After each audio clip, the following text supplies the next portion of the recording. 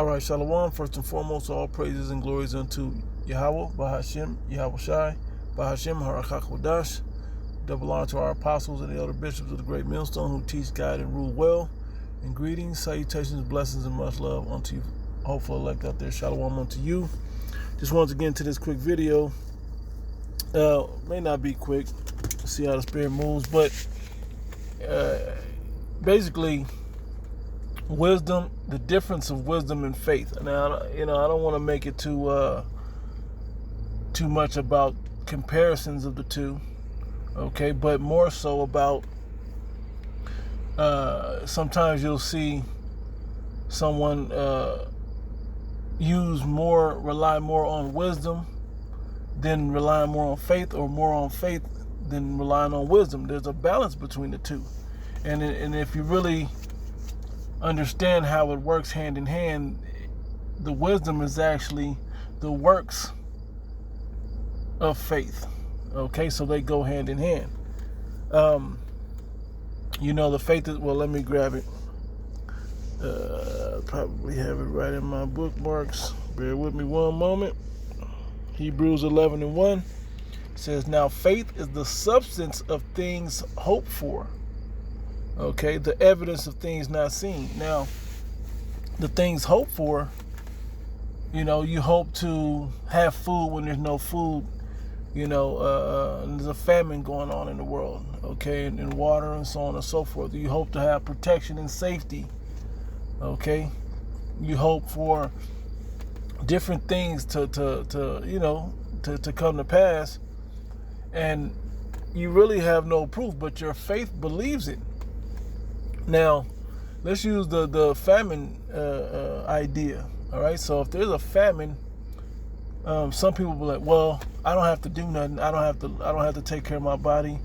The Lord's gonna do this. The Lord's gonna do that." You don't know how it's gonna play out, what position the Lord may put you in, and sometimes you see the excuse of, "I don't have to do nothing because I have faith." Well, that's not necessarily how the Lord works. Okay? Or some people will only be, "Well, I'm going to be wise. I know there's a famine coming. I'm going to hoard up and stock up food." And then, that'll be the faithfully, hopefully that'll be enough, But, that's not as bad, but there's a balance to it. I'm going to grab on to some things, but I know this isn't what's going to save me. I know that this isn't what's going to sustain me. If I grab a few things, being wise enough to know, there is a famine. Let me grab a few things. I haven't hoarded up 10 years worth of food, but let me grab a few things out the store. Let me grab a few things, a few extra things, as I see times getting tougher, going into this famine. And the evidence of the famine is there as an example. For me, as I've matured a bit in this truth, a little bit here and there, first thing was, well, I don't really have to work out and exercise, and work through the pains and the ailments and so on and so forth that I have, because I'm going to get a new body. And, those are some of the immature thoughts that I had. As I've grown in this truth and been in it a little while, I now believe that, I should be doing better with this body. Some things have healed up and I have some abilities. Some things are worse. Well, now I need to start putting in more effort with it. Okay?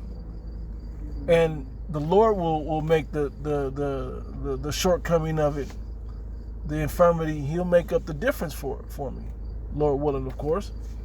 All right? It says Now faith is the substance of things hoped for, the evidence of things not seen. Okay, so you have to have faith, but you also have to use wisdom with your faith. You don't want to have misguided faith. Maybe that was a better way to say it. Misguided faith. Okay? That's why we have the scriptures to show us the type of faith,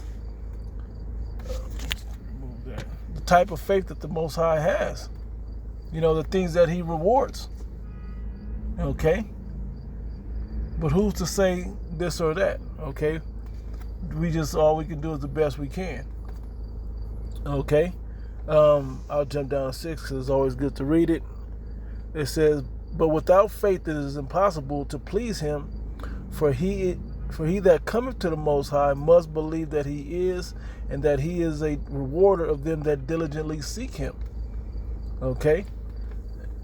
If you want to think about it, yeah, it's great to pray and to say I believe, and but you have to show your faith as well by your works. Matter of fact, we'll go right to James. Okay? You show your faith by your works.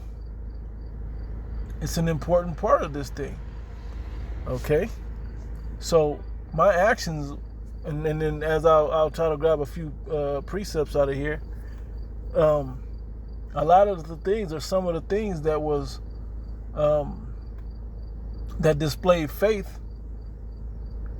were things, physical things that they took that step forward. Like, matter of fact, let me grab this one. Okay, this is Matthew chapter 14. Yeah, I'll start up a little bit just.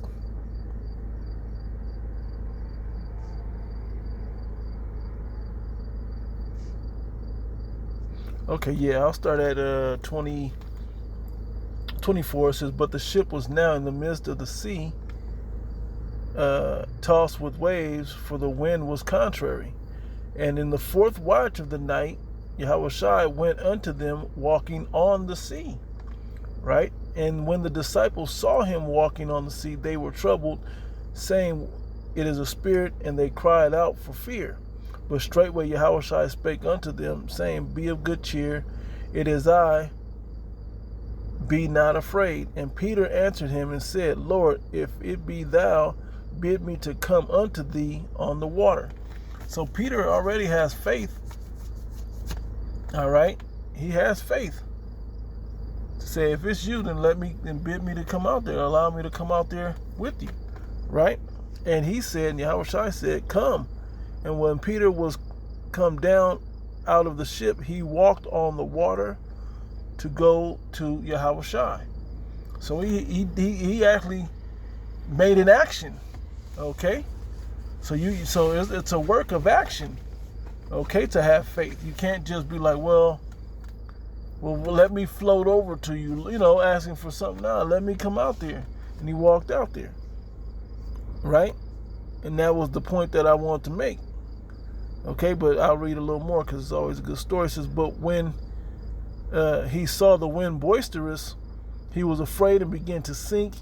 He cried, saying, Lord, save me. And immediately Yahushua stretched forth his hand and caught him and said unto him, O thou of little faith, wherefore didst thou doubt?" Okay, so we're going to have to step out on faith, so to speak.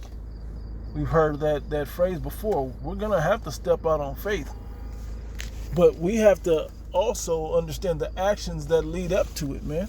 You have to take that step out there, man, that leap of faith, if you will. You have to be able to do those things and feel confident in doing those things. Okay?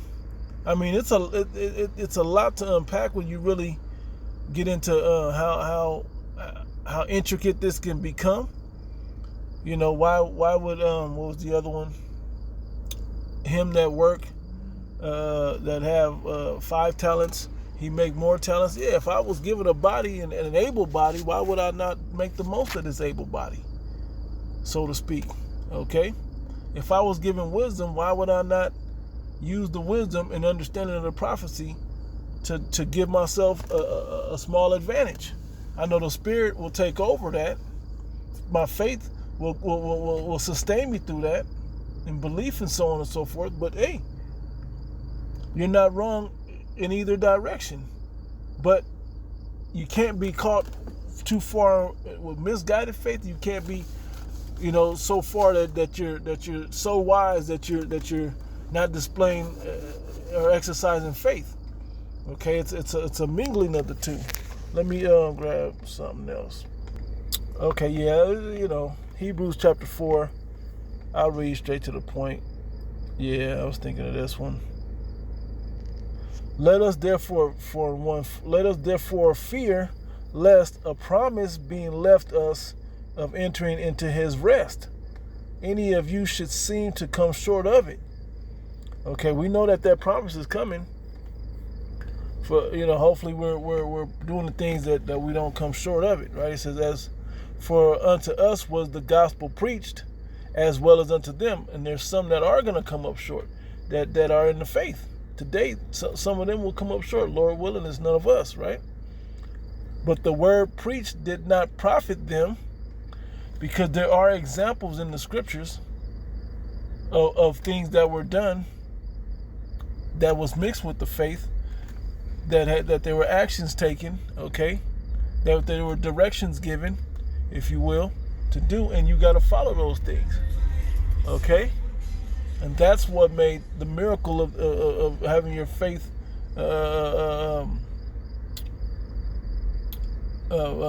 rewarding your faith to you, okay? It says, but the word preached did not profit them, not being mixed with faith in them that heard it. So there's got to be mixed with faith. So these words and the faith of these words should begin to make you have actions. Okay? Let's go to that. Oops. Bookmark. Let's go to James. James chapter 2, verse 22. Seeing thou hast faith wrought with his works, and by works was faith made perfect. Okay, and by works was faith made perfect, okay? You're exercising your faith and your belief by doing the things that you believe, of which prove that you believe. Okay, and the scripture was fulfilled which saith, Abraham believed the Most High, and it was imputed unto him for righteousness, and he was called the friend of the Most High. Ye see how that by works a man is justified, and not faith only. Okay, you can't only have faith, you gotta have the works along with this faith. You gotta have do wise works, if you will. Okay, so you're not just gonna be like, well, I'm gonna just go and put my whole self into this and then I should be all right. I got faith that the prophecies are coming to pass, so I'm gonna hoard up for 144,000 people to eat. No, it don't work that way. And I'm being, extreme with it, but it don't work that way. All right? But is it unprofitable for you to, because say you never know. Sometimes something like I don't want to say hoarding, but just having a little extra for when it does get tight. You may be giving that just because brothers try. Esau gave out a little extra here and there, so Jake picked up a little extra here and there. But what do you know? That extra's pretty much gone. Okay, and that's just how it went. Some you gave away, some you used yourself. But coming down to it, you didn't really replenish it. Okay, and that was just the spirit of it. Some of it's meant to be given away. It says, you see then how that by works a man is justified, and not by faith only. Likewise also was not Rahab the harlot justified by works, when she had received the messengers and had sent them out another way. For as the body without the spirit is dead, so faith without works is dead also. Okay, it does take both. I did have something down in that Hebrews. Yep, 11 down to 32. It says, and what shall I say? I more say that the time would fail me to tell of Gideon, and of Barak, and of Samson, and of Jephthah, and David also, and Samuel, and of the prophets, who through faith subdued kingdoms, wrought righteousness, obtained promises, stopped the mouths of lions.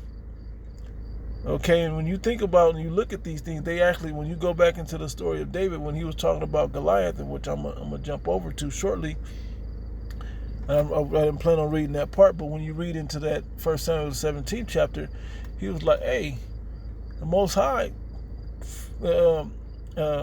spared me or delivered me from the paw of the lion and the paw of the bear, and I believe he'll deliver me from the hand of this Philistine.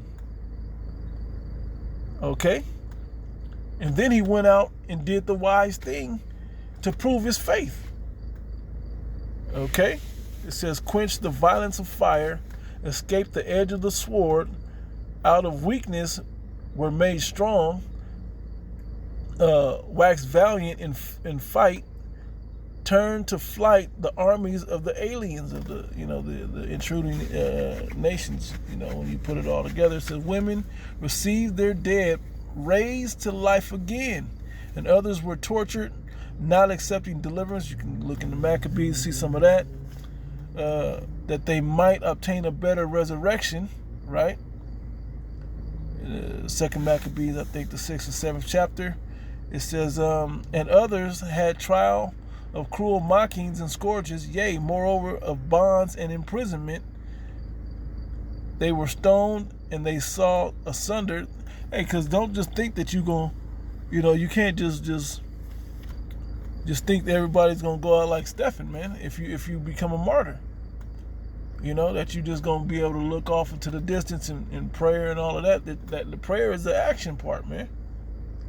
The fervent prayer, but the Most High still has it for you. Do we believe we'll be comforted and in peace? Yes. Okay, but it takes the actions that lead up to it. Wise actions to prove your faith. All right? Slain with the sword. Yeah, that was pretty much the point I wanted to make. Now let me hit that in Samuel.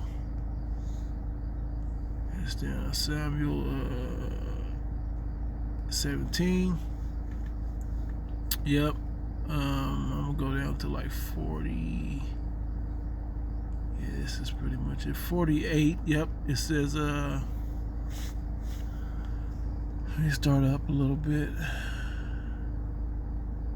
Yeah, he was talking, man. He was talking big, man. Let me see here. Yeah, he put on the armor and took off the armor. I'm going to go straight to the point, 48. Start around 48, yep.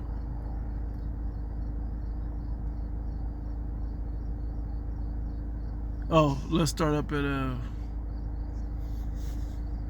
46. This day will the Lord Yahweh deliver thee into mine hands, and I will smite thee and take thine head from thee, and will give the carcass of the host of the Philistines this day unto the fowls of the air and to the wild beasts of the earth, that all the earth may know that there is a power in Israel.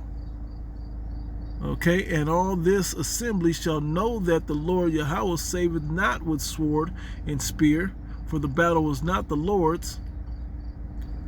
For the battle is the Lord's, and he will give you into our hands.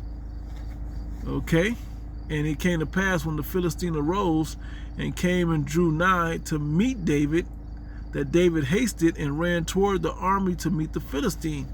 And David put his hand in his bag and took thence a stone and slang it and smote the Philistine in his forehead.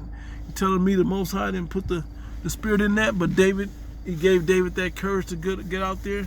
But David was brave enough to run out there, and he actually did the action.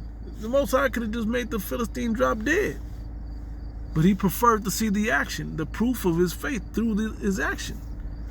Okay, when you read up, he was giving confidence to the rest of the men of Israel with how he was speaking of David, right? It says that the stone sunk into his forehead, and he fell upon his face on the earth. So David prevailed over the Philistine with a sling and with a stone, and smote the Philistine and slew him, and there was no sword in the hand of David. So though he didn't have to pick up the sword to kill him, it still took an action. But moreover, it was his faith. It was his faith. Okay? And of course, you know, the Lord gives every man a measure of faith, a measure of wisdom, you know, a measure of courage and all of those things. So you have to act accordingly, but, you know, don't think that one alone will do it. Okay, us rehearsing these righteous acts, us going out physically and teaching on the streets every week, you know, doing these shows and so on and so forth. This is a show of our, the action of a show that is a show of our faith. All right, that was the point on there. A couple of other ones that it took actions, as well as the faith of it. Oh, I love this one. 1 Timothy 4:8, for bodily exercise profiteth little, right? And it was something beautiful the apostle, I believe Apostle Hara heard speak on it years ago when he said, it says bodily exercise profiteth little, but it do profit. It is a benefit to you. Okay, it's not the end all be all, but it does profit for you. All right. That was that point. I had some other things in here. I gotta hit this one. 2nd Esdras chapter 9, verse 7. And everyone that shall be saved and shall be able to escape by his works and by faith whereby ye have believed. Okay, and that's wisdom, man. Okay, to put forth your action, you know, to prove your faith. All right, shall be preserved from the said perils, and shall see my salvation in my land and within my borders, for I have sanctified them for me from the beginning. All right, just a couple more. Oh yeah, I like this one. Let's go this one in Joshua. Yeah, Joshua chapter 6. I'm gonna start at verse 3. Yep, it says, and ye shall, matter of fact, where's that one at? Make the point here. Anyway, Joshua chapter 6, verse 3, and ye shall compass the city, all ye men of war, and go round about the city once.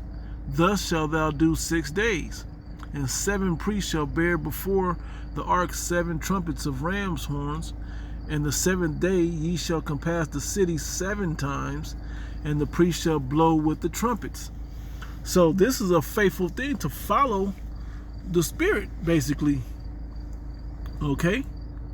Follow what the Lord instructed them to do. Okay, he instructed them to circle the city once a day for 6 days, and on the 7th day circle 7 times and blow the trumpet. Okay, and it shall come to pass, verse 5, and it shall come to pass that when they make a long blast with the ram's horn, and when ye hear the sound of the trumpet, all the people shall shout with a great shout, and the wall of the city shall fall down flat, and the people shall ascend up every man straight before him. Okay, so the Lord has specific instructions to display his power, would prove their faith with their actions by following what the Spirit said, and that'll be coming around in these last days as well, proving our faith by following the instructions as they're given unto us, you know, through the Spirit. All right, and the one I'll probably end on this one. I think I hit them all that I just jotted down. Yep, John 9. I'll start up.